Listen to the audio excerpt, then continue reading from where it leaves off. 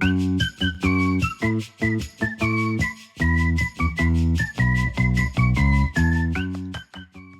afternoon, everyone, and welcome to our session, Unlocking Innovation. My name is Amy Jones. I am a governor at large here at Ada Kappa Nu, and I am also the delivery manager for displays at John Deere's Construction and Forestry Division. I am so excited to share today's session with you because innovation is one of our core values at Deere. It's something that's near and dear to my heart. And I'm even more excited because I get to introduce you to one of my mentors and a dear friend, Lance Sherlock. So, Lance is a staff engineer with the Construction and Forestry Division at John Deere, and he's been with John Deere for 26 years. In that time, he's held a variety of positions, including supervising electrical design and test, which is where we first met, and various systems architecture design positions. He graduated from the University of Iowa with his electrical engineering degree, and he holds a certificate from MIT in systems design and management. Lance is a prolific inventor. He currently holds 78 patents in 10 countries globally. He has numerous trade secrets, and he's been recognized internally at Deere over and over again, in particular with the John Deere Moriarty Award for Innovation in 2014 and a John Deere President's Award in 2017.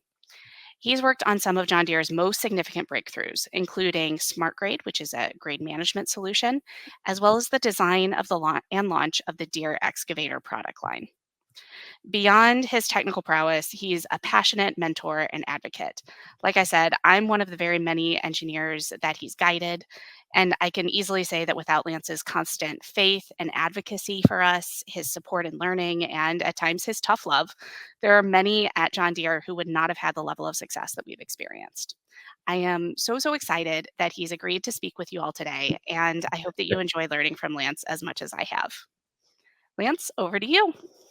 Okay. Thank you, Amy, for that introduction, and thank you all for the opportunity to speak to you about patents today and an innovation journey. Just to set some expectations, I am not a professional speaker. I'm an old, introverted engineer that likes inventing stuff, so just keep that in mind. Please ask questions in the chat, and Amy's going to moderate for me. She'll break in whenever she needs to and ask the questions. So getting to it. So the old guy on the screen, not me, the guy under the logo, that is John Deere.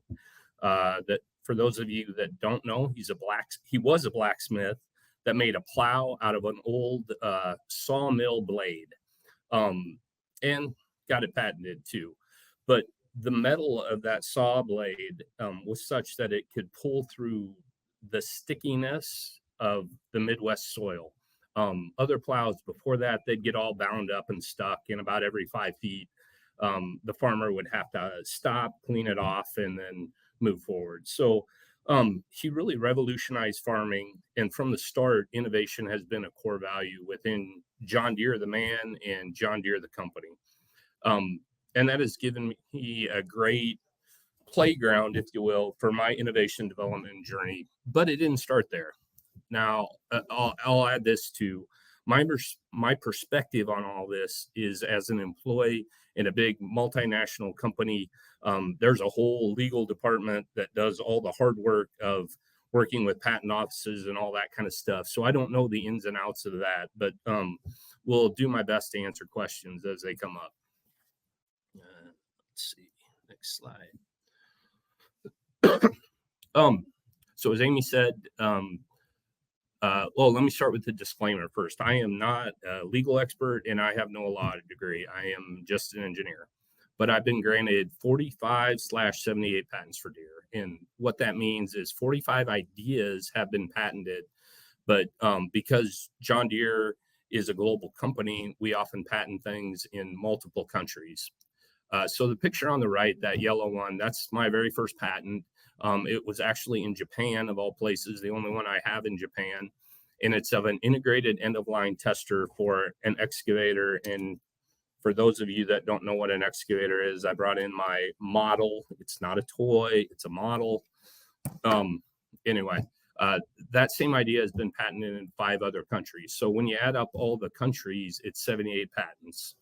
Um, and how you get there is you have to have an idea. So there's this fancy word up there, invention disclosure. That's a Deere legal term. It's just your idea. Whatever it is that you want to try and get patent, you got to write it down. You got to somehow document it, and I'll get to the best way to do that. But of the 45 patents I have, I've averaged 10 ideas per year for about the last 15 years. I'm a baseball guy, so that's 45 out of about 160. That's a 280 batting average. I'll take that all day long. But the point of it is, not every idea is patentable or will make it there based on a variety of factors. Someone else may have the idea and you just didn't know it yet. It might not be worth investing in. That's something that really happens. Or the patent office may say it's too obvious. There's nothing really new and revolutionary here. So there's a variety of reasons. John Deere has a couple other things that they use to. One is trade secrets, and I'll talk a lot more about that. But the idea behind a trade secret is if someone could take your idea and you would have no idea they're using it, then we make it into a trade secret. There's also a defensive publications, and those are used when it's still a good idea and we're going to do it, but it's not worth vesting in with a patent. And so, as a way to keep other companies from patenting that idea, someone in legal writes up this idea with all the words, all the legalese stuff. There's no John Deere logos on it, and then they just put it out on the internet. And now that idea is out there. Anyone can use it, but Deere can still use it. I mentioned, or sometimes it's not worth the money. A U.S. patent, for example, costs $20,000 to the patent office, plus whatever internal amount of time and effort and things that go into that to get it written up and stuff. So it is a pretty significant investment to get a patent.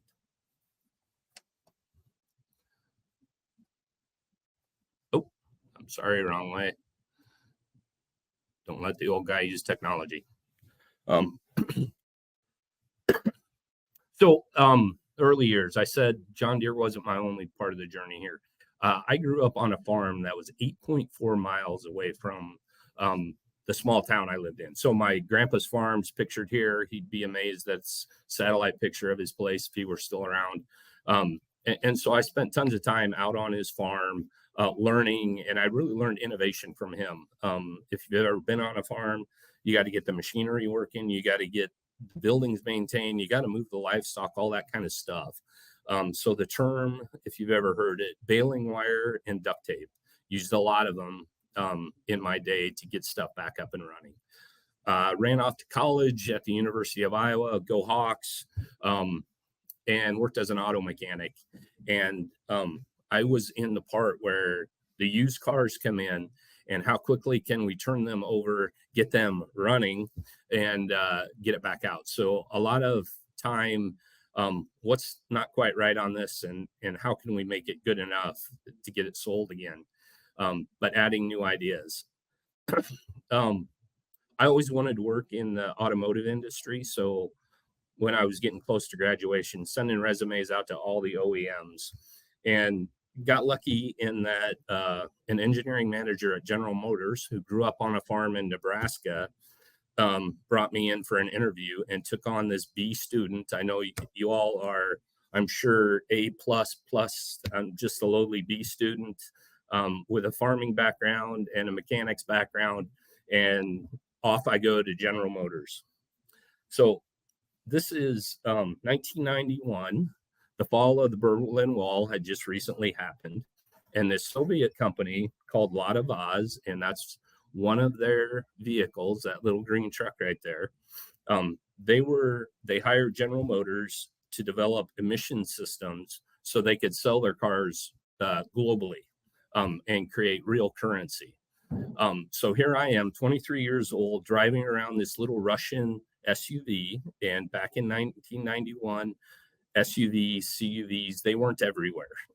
There was a couple, three that were out on the road. So sticks out like a sore thumb.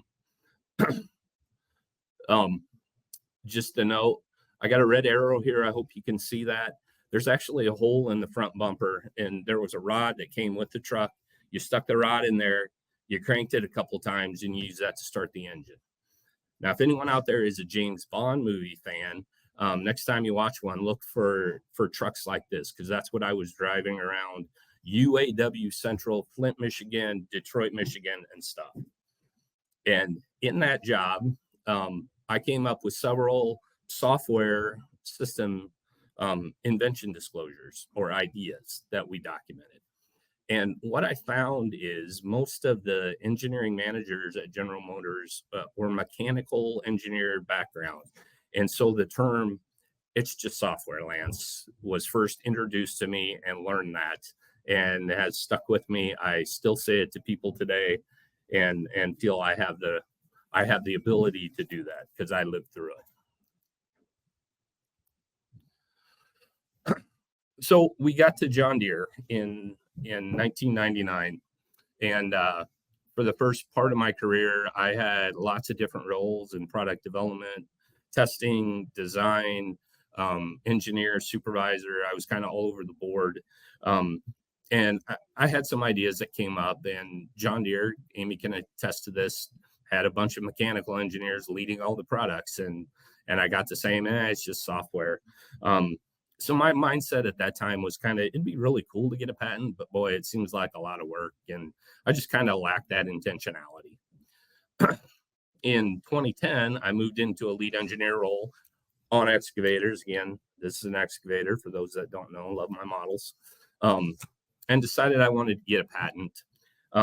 No dramatic events, no moment in time, nothing like that. It's just like, I'm an engineer, I should get a patent. And that started me becoming an advocate for it. So John Deere, like probably most big companies, kind of hands you your business goals for the year. This is what you need to accomplish as an individual, as a team, whatever. And you get handed those and you go off and work on them. John Deere also has this thing called development goals, where if you want to learn a new skill, you want to learn a different part of the business, electrical guy, I wanted to learn about hydraulics, for example, I could write up some development goal and then have the time and support of the company to actually pursue that. So I decided to use this development goal system to become intentional on getting some kind of patent. Held myself accountable, and just started down the road. The other thing I started doing was advocating others. And so when I was in a design review, saw something cool, I'd start asking, hey, have you thought about an invention disclosure on that? And several people, Lance, can you help me? I'm like, well, I'm new to this, but sure. But then it occurred in 2013. I got my first patent with John Deere, and you saw the blown up picture of it. Well, my family wanted to celebrate a little bit, so they took the 3 pieces of paper I got there. We professionally framed it, hangs tall and proud in my office to this day. So a little celebration effort there. Okay, so what cannot be patented? So there's a thing called the Patents Act, and pardon me, I don't usually talk this much, and now I need to throw it up. And an invention cannot only constitute one of these 5 things, and I'll kind of let you read down through them. I don't need to read them to you. So there are limitations on what you can try and patent. Okay, that's fine. So what is patentable? So this is a list of those 45 ideas that I have been granted patents for. And this is just on off-road construction equipment, one very little segment of it. And of these, 20 of these are in production or have been in production at John Deere. 7 of them are under development. Some of them, nothing happened or will happen. Just we moved on from developing whatever that thing was as a company, and it's just kind of hanging out there. And then some are holding intellectual property space. So in the US, a utility patent is enforced for 20 years.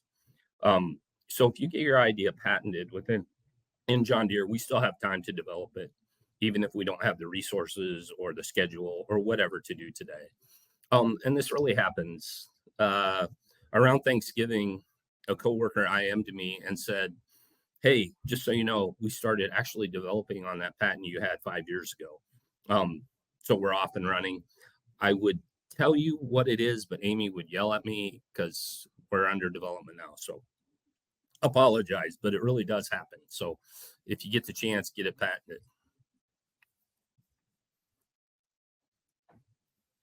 Yeah. So Amy actually sent me this website here on the most of the left, and I'll do my best to talk through the important parts here. So John Deere has a total of 33,000 plus patents globally. And I put that in yellow because um, when they get sent to a patent office and the patent office accepts it, they don't always accept the idea. There's some fallout there. Um, like that top box on the right, at the end of that in yellow, you see an A1. So when they publish it, it becomes an A1 and it's out there for anybody to see and read. Now, competitors can look at it and they can say, hey, we already have that idea or part of that idea and those sorts of things. John Deere has, boy, I highlighted it and now I can't read it, 17,000 plus granted patents worldwide. So about a 50% fallout rate that actually make it to a full patent. And in the green box there, you see a B2. When you see a B on any patent number, that means it's a granted patent.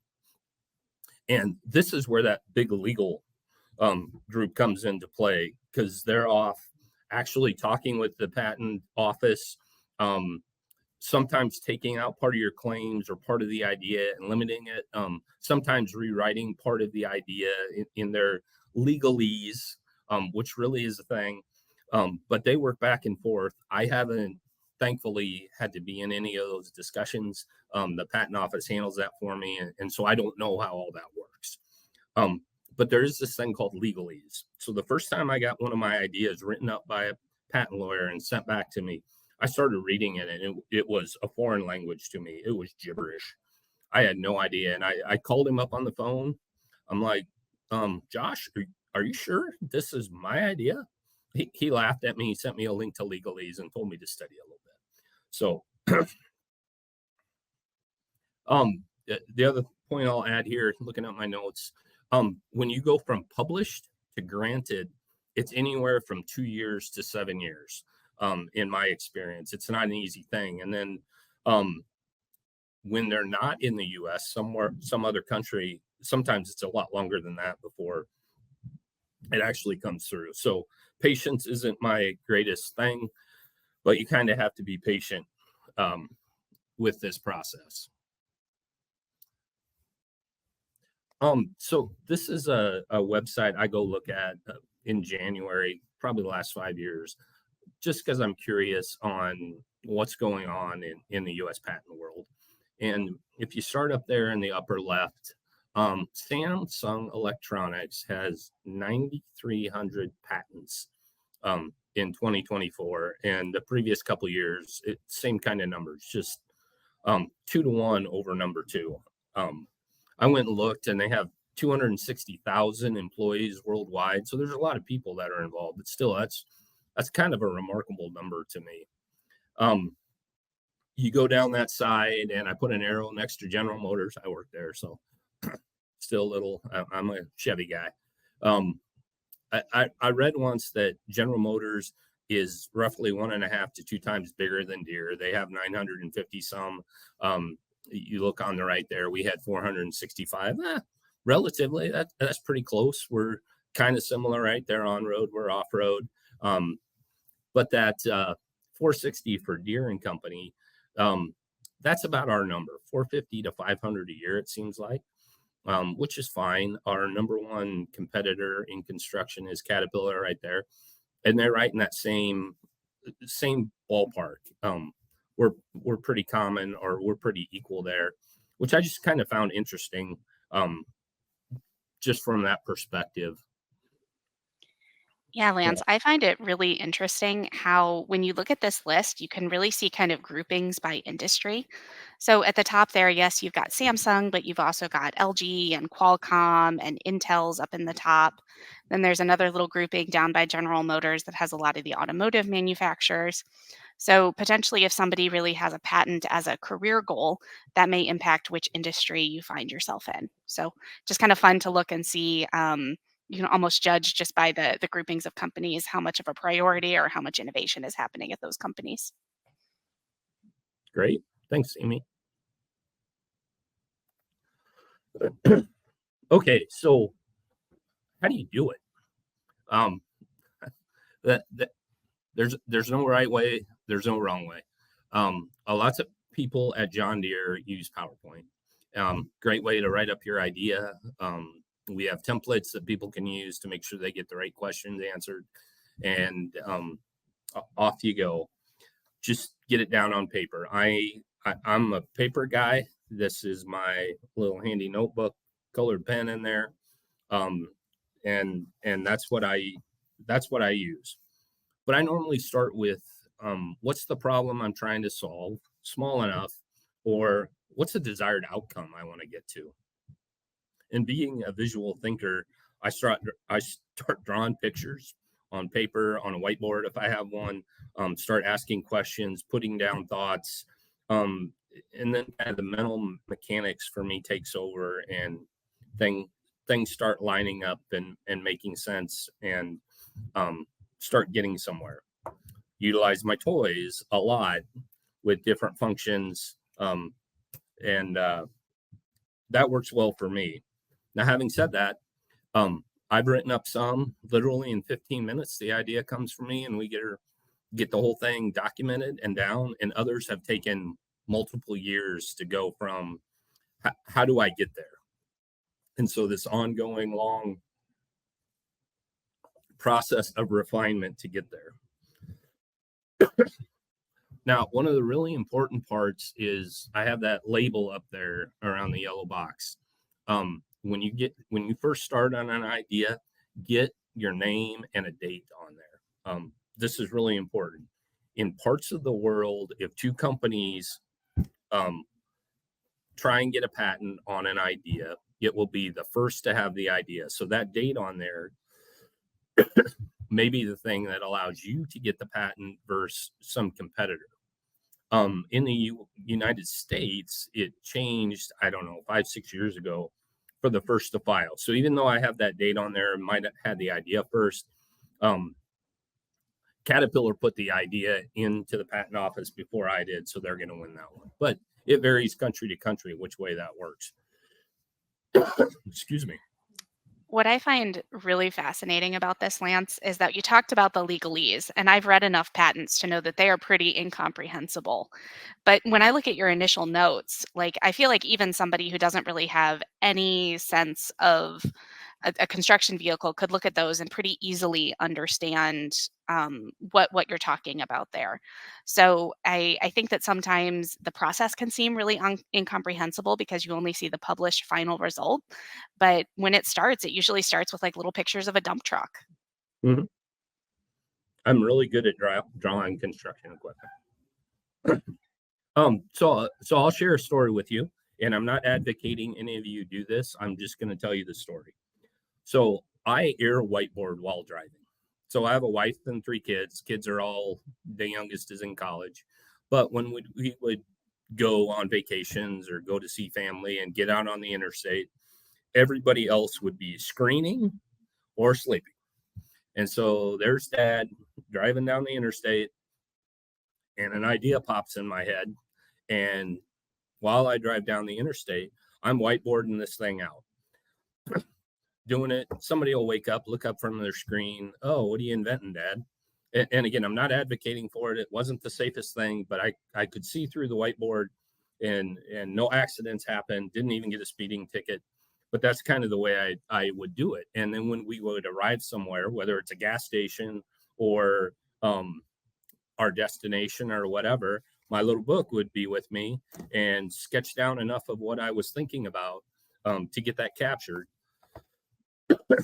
Um, Again, not advocating you air whiteboard while driving, but it's one of my techniques when I'm inventing.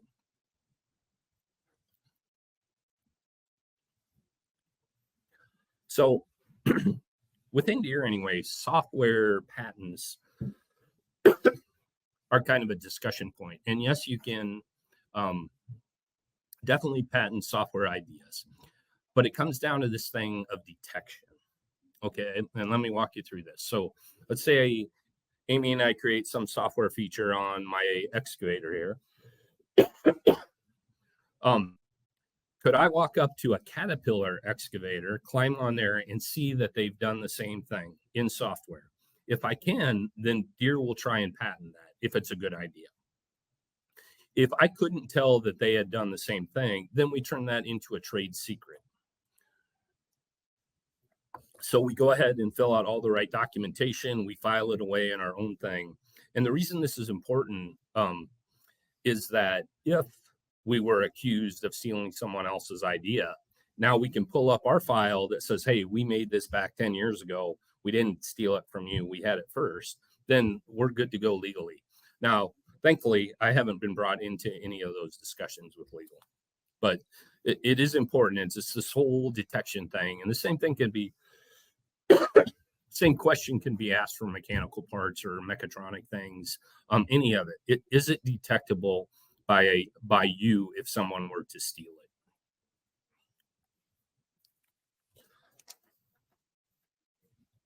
Okay, so continuing my journey, I kept creating these things, invention disclosures, getting patents and all that.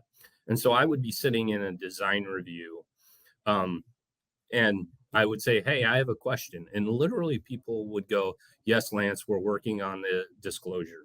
It was kind of fun to be known for that, right? I walk into the room and now all of a sudden people are thinking about their invention disclosures and getting them written down. But it was a dedicated effort on my part. But I also had a lot of support. So the gentleman now that is our VP of construction engineering, Robert Moore, he came up to me one day and told me, I want you spending more than an hour a month ideating, several hours a month. That's what I want you to do. And I'd already had this meeting notice on my calendar, but I made it more frequent. And what this thing is in the green box is a reminder for me. Within there, I have a list of ideas that I have come up with, but haven't been able to vet out or build out, those sorts of things, and tracking of the ones I'm working on. Over time, I've gained a group of people within John Deere worldwide that will come to me and want to learn more about it. And they have free access to go in there, claim one of the ideas, and then the blue box, they'll drop time on my calendar, and together we'll build out the idea. They'll do a lot of the research for me, but I'm teaching them how to go about that. And then I know several of them have started doing their own kind of mentoring like that in our India facility, for example. So it's been really cool to pass on that knowledge.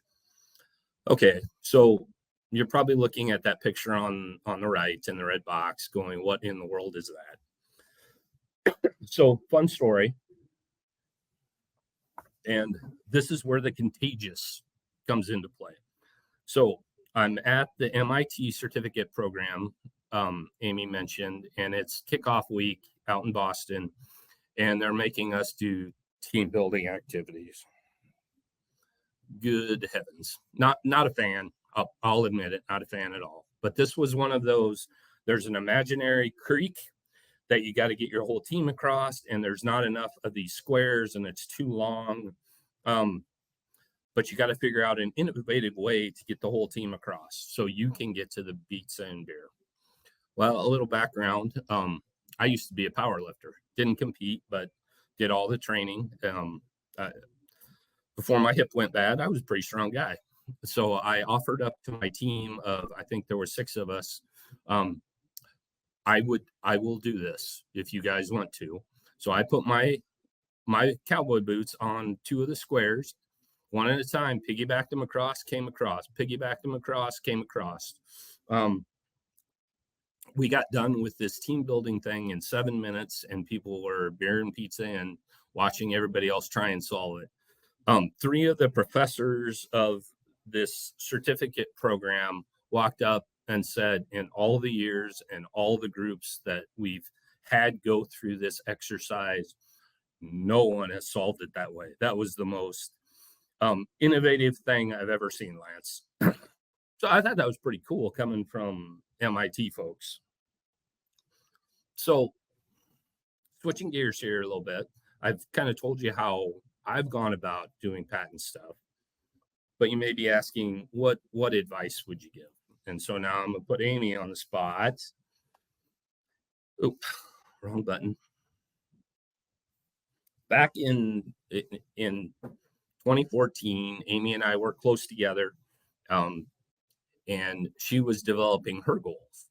And I think this was one of her development goals, and she sent it over to me to give her some feedback on the goals she put together. And she snuck in this patent opportunities thing, kind of buried it there in the middle of the sentence. I think purposefully to see if I was paying attention, and purposely to ask me to help her with patenting. And at the time, I already had several ideas, and so I offered, and we started work on a disclosure together. And Lance is 100% correct. This was my sneaky way of getting him to mentor me in intellectual property. And so, from my perspective, I think the best advice that I can give is to try and weasel your way into asking somebody who's really, really good at it. Um, it's became such an incredible gift to me to have Lance not just offer to help me, but to work with me on it. And I think that if you look at his comment there, it's not like, "Oh, I'd be happy to help you with this." It's, "No, I want your help with it," which just goes to show what a humble and a servant leader Lance is in this area. So I have found, at least in my time at Deere, that most people that play a lot in this invention disclosure idea patent area, they're more than willing to help. So if you're at a company, figure out who's doing that stuff, and ask them if they'll help you. Come to them with an idea, and let them help you figure out how to do it within whatever business or company you're in. Oh, by the way, Miss Amy has 15 patents now, just for the record, and more to come, I'm sure. Still got to catch up to Lance. Okay, so some more on the journey. Within John Deere, our legal department puts out a couple of email chain or several email chains that you can sign up for. One of them is just Deere patents, and it comes out about every month. Um, and the other is you can sign up by relative industry. So I sign up for the construction, and I sign up for the technology ones because those are the main areas I work in, but there's tractors, there's planters, there's sprayers, there's forestry, all those kind of things. And so I read through those emails, and scan what's going on in industry. If I see something that catches my eye that I know someone else in the company is working on, quick screenshot, send it to them. Hey, you might want to take a look at this. I found them where somebody else was trying to basically steal our idea, and I sent it off to the right engineering manager, and he and our legal department is like, we better look into this one. And then on the flip side of that coin, there's been some that have actually inspired me. I can think of three of them that Cat published a patent idea, and I immediately started writing up the Deere equivalent of that. That's different enough that saves us this intellectual space, that we can develop that when we openly admit. At least three of them were, oh, Cat's doing that, we better do this. Now, I mentioned IP councils, I think, or intellectual property councils several times now. And what that is within John Deere, that's how we manage this whole process. So there's one in construction. My last role was in our technology group called ISG. And when I got over there, it's hard to read, but under the green box is a man named Noel Anderson, who retired this past summer. And last I knew, he was in the 160 to 170 range for granted patents with John Deere. Most amazing man. He was a John Deere fellow for his work in this area, but he uh, he made a very kind comment there when my job announcement came out that I was shifting, and immediately him and I got together. He was already in the technology area or the technology division, and he immediately put me on 3 IP councils, intellectual property councils over there. He needed the help. He knew I was interested, so off we go. But what this team does is the idea comes in from any old engineer, and this is a group of either technical folks like myself or some of our engineering managers, and we review the idea. We work with legal to see, is that out there already? Do patent searches, those sorts of things. Um, yeah, look at our own history. Does anybody remember anything? And then there's a little process we go through to decide, do we want to patent it? And if so, where and how many countries do we want to patent it in? Do we want to make it a trade secret, or do we want to make it a defensive publication, or sad face, do we want to close it out and not do anything with it? So that's what that IP council does. It really manages for the individual business units the intellectual property and the spend associated with it and such. And then another thing I have done, and I've heard from people in other companies that they do a similar thing. These ideation team building events. So the way I have led them, and I've led many of them over my career, is we'll start with a hard, just some real bold statement, decompose it down a layer or two, and get it to the point that you can bite off enough and chew on it, and then have the group ideate around that bit of decomposed, and go through those. So this is the former group that I was in the technology company. And I think everybody in the group averaged from like 12 to 20. I think the boss had like 30 years, so 12 to 20 years. And there was about half the people in this picture that, even though they'd been in product development their whole time at John Deere and that many years, they'd never done an invention disclosure before. They'd never been a part of one before, which kind of blew my mind, but was an opportunity to teach my own group and add to it. And it was a fun event, and some of the folks are still getting together to finish writing up their ideas and solving that problem. How are we doing? Oh, 240. Awesome. Okay. So I will talk about active tracking here. So John Deere does a pretty decent job of telling you when a patent has been granted, but not great. So there's a series of websites I go to about once a month. I'll take an hour and go look at them to see if there's new stuff of mine. And that's how I keep track of what's going on. It's a little bit manual, but it's fine.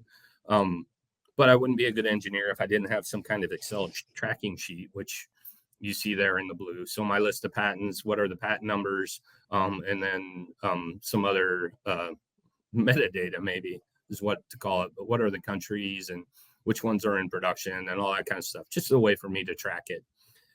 And that's one way. And then my wonderful wife, a couple years ago for Christmas, bought me this beautiful leather portfolio.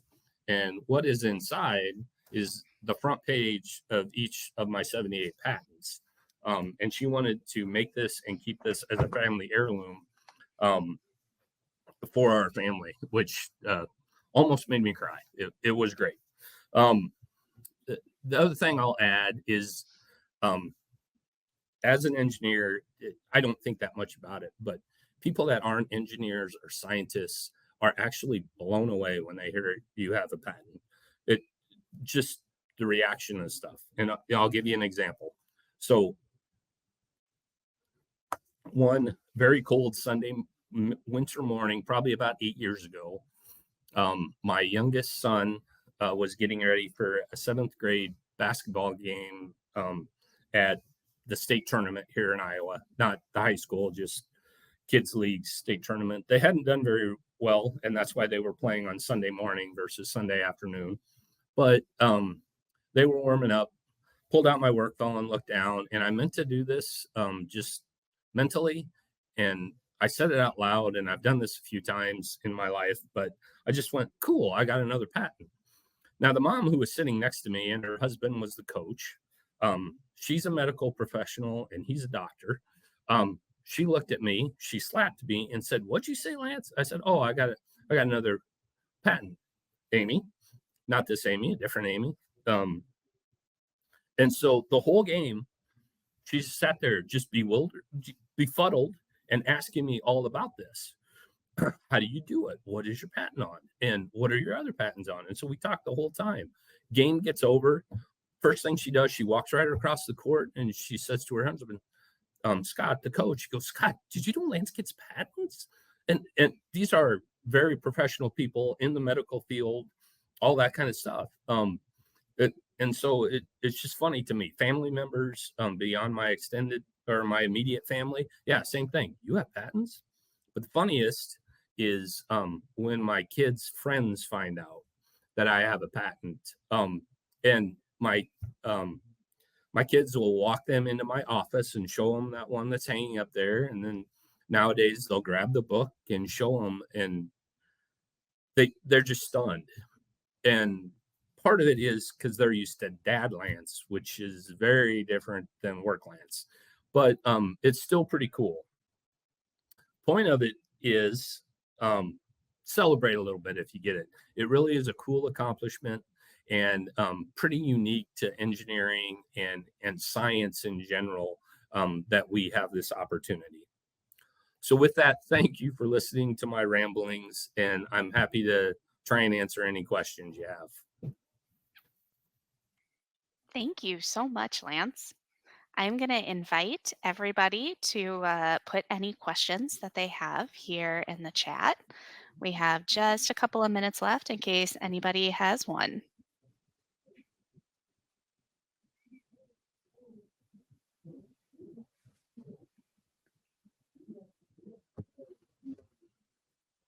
And I'm not seeing any questions. So, Lance, I think you are done. Thank you so much for sharing with us.